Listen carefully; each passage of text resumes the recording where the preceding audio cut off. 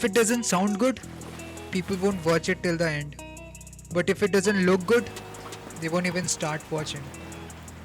Hi, I'm Ankit Bhardwaj, and in this video I'm going to share my secrets of achieving pro cinematic color grade every single time. And no, you don't have to switch your software. Filmmaking is a visual narrative and your visuals should tell the story you want to tell.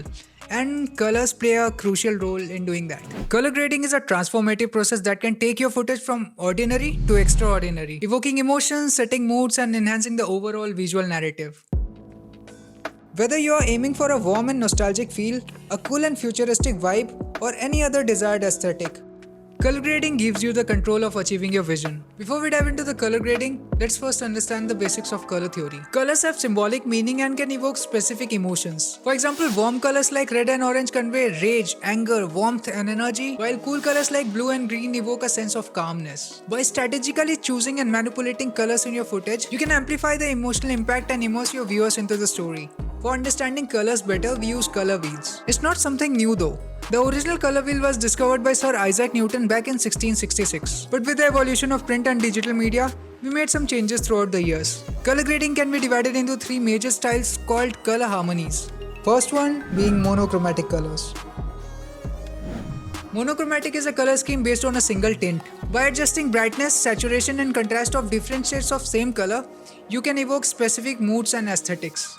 The classic Matrix Reloaded from 2003 is one of the best examples of monochromatic color schemes. Throughout the entire movie, they have used the shades of green to make it feel more futuristic. Analogous colors.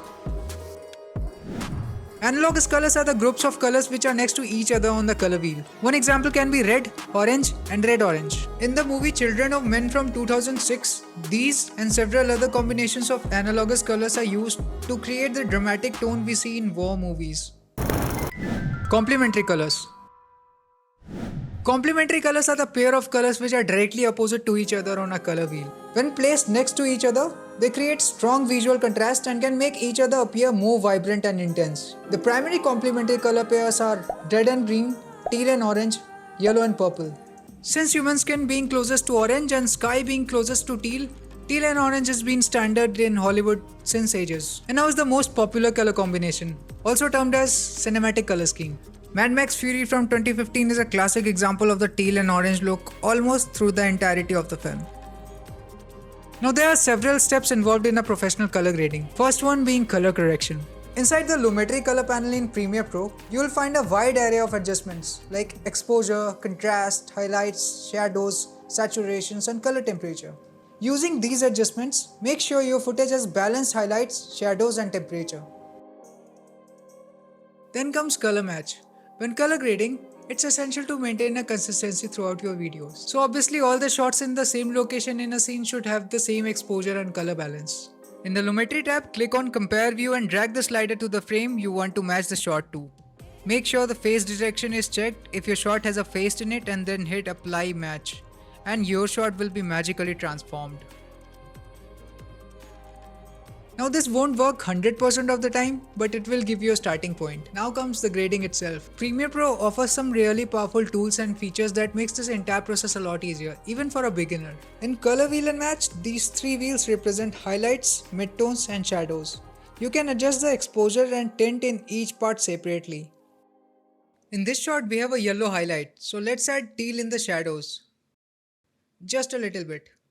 Let's also cancel this red cast, dragging the midtone slider to the green side. And here's the before and after. But what if you want to change a particular color?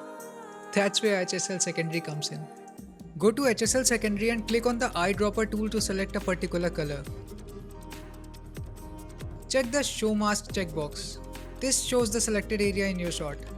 You can also choose one of these colors and tweak these sliders to refine the selection. Drag this point to make the edge of the selection smooth. Now increase the denoise and blur to blend the edit to the shot seamlessly without any color noise. Now by clicking on this color wheel, you can tweak the tint and exposure of the selected area. Though this shot didn't need any edit on the face, but hope you got how it works. These meticulous adjustment shows that every frame of your video is polished and captivating. You know, I keep saying in all my videos that you don't need a team to actually build a film or a YouTube video. I made a sci-fi short film all by myself and made this video to show how I made it. Watch this and stop blaming for not having a team and start making amazing contents. Because you are more than enough. Also, tools and softwares don't make the difference between a pro and an immature colorist. Their creative choices do. How much to grade and where to stop. So it should not be your main concern that which software you should use. But we all know which software is the best for video editing. It is